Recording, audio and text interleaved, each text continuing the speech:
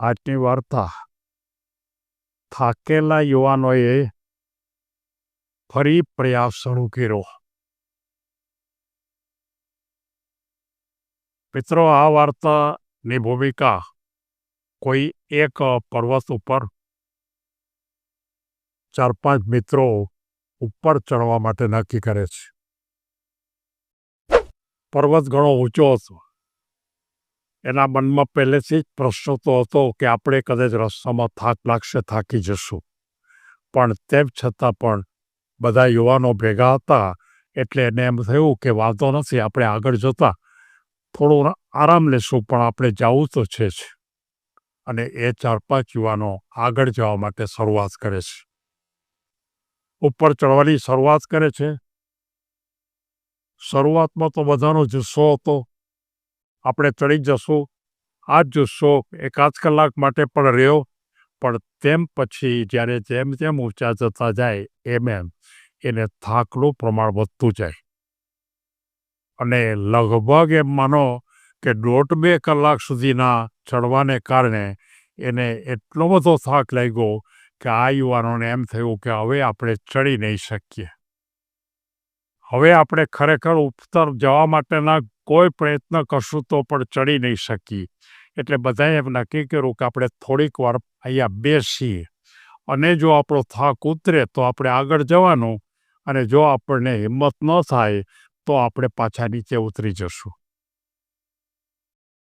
યુવાનો હતા એટલે ક્યારેક ક્યારેક એને હિંમત હોય ને ક્યારેક ક્યારેક એને પોતાની નિરાશા થાય. ક્યારેક ક્યારેક એમ થાય કે વાંધો નહીં આવે, ક્યારેક ક્યારેક એમ થાય કે હવે આપણે ચડવું નથી. આમ બેસી અને વિચાર કરતા હતા, અને એમ બધા નક્કી કરતા હતા કે ખરેખર આપણા માટે મુશ્કેલ છે ને આપણે ચડી નહીં શકીએ. છેલ્લે જ્યારે આ વિચાર બધાને આવી ગયો ત્યારે બધા ફરીવાર બેઠા, આપણે થોડીક વાર બેસી તો ખરા. અને બરોબર એ વખતે એક નાની એવી કીડી એ બધાને ત્યાં જોવા મળી. નજીકમાં જ બેઠા હતા, નજીકમાં જ હતી કીડી, અને એ કીડી પોતાની ઉપર વજન લઈ, એટલે કે મોઢામાં થોડુંક વજન લઈ અને એક પગથિયું ઉપર ચડવા માટે પ્રયત્ન કરતી હતી. એક જ પગથિયું. અને એ ઉપર ચડે અને પાછી લપસી નીચે પડે. એ જે મોઢામાં એક દાણો હતો એ દાણો પણ પડી જાય. ફરીવાર દાણો હાથમાં લઈએ, એટલે કે પોતાના મોઢામાં લઈએ, અને એ રીતે વારંવારી પ્રયત્ન કરે. આ બધા જે યુવાનો હતા એના મનમાં પ્રશ્ન થયો કે ખરેખર આપણે જે કીડી છે એ કીડી ઉપર જાય છે, અડધે પહોંચે છે, અડધે લે. એ જે ખરેખર એક જ પગથિયું ચડવાનું હતું, એને જાજુ નહોતું, પણ જે ખરેખર દાણો લીધો હતો, દાણો વજનદાર હતો, એટલે એ ખરેખર ઉપર ચડવાને બદલે સીધી નીચે પડે. અને આમ કરતાં 4-5-6 વખત નીચે પડી. તેમ છતાં પણ એના પ્રયત્નો એને ચાલુ જ રહેતા. પહેલાં જે યુવાનો હતા એ પણ એને જોતા જ રહ્યા, અને એક ને એક વખતે એ પગથિયું ચડી ગઈ. એટલું જ નહીં, ત્યાર પછી તરત બીજા પગથિયા ઉપર પણ ચડવા માટેની શરૂઆત કરી. અને એ વખતે પણ એમ જ થાય, ઉપર ચડે ને પડે, ફરી પાછો પ્રયત્ન, ફરી પાછું પડે, અને આ રીતે બીજું પગથિયું પણ ચડી ગઈ. અને આમ કરતાં આ યુવાનોએ જોયું કે આ કીડી 4-5 પગથિયા ચડી ગઈ. ત્યારે બધાના મનમાં પ્રશ્ન થયો કે આ કીડી છે એ આપણને કંઈક માર્ગદર્શન આપે છે, આ કીડી આપણને કંઈક કહે છે. એ વારંવાર પડતી હતી, છતાંય એ 4-5 પગથિયા સુધી વહી ગઈ. એના પોતાનું જે મોઢામાં કોઈ દાણો હતો અન્નનો, એ સાથે લઈને ઉપર ચડી ગઈ. તો આપણે તો યુવાન છીએ, આપણે થાકી ગયા છીએ તો હિંમત રાખી, આપણે એને માટે ફરી પ્રયત્ન કરી, અને થાકી જશું તો પાછા થોડીક વાર બેસશું. આપણે આ કીડી તો પડી જ છે, આપણે પડશું નહીં, પણ થાકી જશું, થોડીક વાર બેસશું. પણ આપણે પર્વત ઉપર જવું છે એ વાત ચોક્કસ છે. એક જણો જરાક ઢીલો હતો, એ કે પણ બહુ અઘરી પડશે. ત્યારે એમ કીધું કંઈ અઘરું નહીં પડે, જો કીડી આ રીતે કરી શકતી હોય તો આપણે પણ કરી શકીએ. અને બધાએ ફરી છલાંગ લગાવી અને એક પછી એક પગથિયાં ચડતા પાછું એના મનમાં થાક લાગ્યો.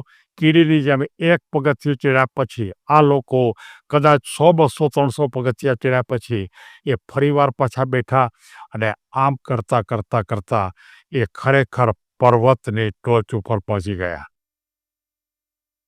જિંદગીની અંદર તમે કોઈ પણ વખતે જો આ જ પ્રકારના પ્રયત્ન જો કરતા જ રહો, ગમે ત્યારે તમે થાકી જાઓ, ગમે ત્યારે હિંમત તમારી વહી જાય, તમને કામ કરવામાં મજા પણ નહીં આવે, તમને એમ થાય કે આપણે હવે કરી પણ નહીં શકશું, તો એ વખતે માત્ર તમારે એમ જ વિચાર કરવો કે આપણે સફળ થવા માટે શું કરવું. આ જે કીડી છે વારંવાર પડતી હતી, છતાં પણ એ પોતાનું ચાલવાનું રાખતી હતી, ઊભી થતી હતી, હાર માનતી નહોતી અને સતત આગળ વધતી હતી. તો આપણે પણ કોઈ પણ કાર્યની અંદર આગળ વધી જ શકીએ, એમાં કોઈ સવાલ જ નથી. ભાર સફળતાપૂર્વક કરવા માટે આપણી ધીરજ હોવી જોઈએ. ધીરજ જો હોય અને જો શાંતિથી આપણે આગળ વધીએ તો આપણે કહી શકાય, યુવાને પાઠ શીખો કે હિંમત જ સફળતા આપે છે. અને ફરી પ્રયત્ન કરવાનો નિશ્ચય કરતા જ રહેવું. અવરોધ આવે તો પણ ફરીવાર આગળ વધવું, સતત પ્રયત્ન કરતું રહેવું. અને દુનિયાનો કોઈ પણ પહાડ એ હંમેશા આપણી પાસે નાનો જ થઈ જાય છે. તમારે ગમે તેટલી ઊંચાઈ ઉપર જવું હોય તો એ પહાડ તમારો નાનો જ થઈ શકશે. અને આ રીતે આપણને કહેવામાં આવે છે કે ગમે તે મુશ્કેલી આવે તો પહાડ આવે તો પણ આપણે એને ઓળંગીને આપણે આગળ વધી શકાય. એ પ્રકારની ભૂમિકા ઉપર આ વાર્તા આપણને દિશા બતાવે છે. અમે ઘણી વખત જોયું છે કે અમરનાથની અંદર જવાનું થયું ત્યારે અમરનાથની અંદર આપણને વચ્ચે થાક લાગે, પણ એક વૃદ્ધ માણસ લાકડીના ટેકે ધીમે આગળ વધતા જ જાય. એને જોઈને અમને એમ થયું કે આપણને થાક લાગતો હોય તો થાક નહીં લગાડવો જોઈએ. એટલે કે જીવનમાં પણ કેટલાક કામમાં આપણને થાક લાગે, જીવનમાં પણ આપણને કેટલાક કામ છે એ આપણને હિંમત ઓછી કરી નાખે, જીવનમાં પણ કેટલાક આપણા કાર્યો છે એ કાર્યો છે આપણામાં રસ ઉતારી નાખે. તો આવે વખતે આપણે એ જે લાકડીવાળા વૃદ્ધ અથવા તો મોઢામાં અન્નના દાણાવાળી કીડીને યાદ કરી અને ફરી ઠેકડો વારીને ઊભા થઈ અને કામની શરૂઆત કરશો તો જિંદગીમાં કોઈ દિવસ દુઃખી નહીં થાવ. સૌને ધન્યવાદ.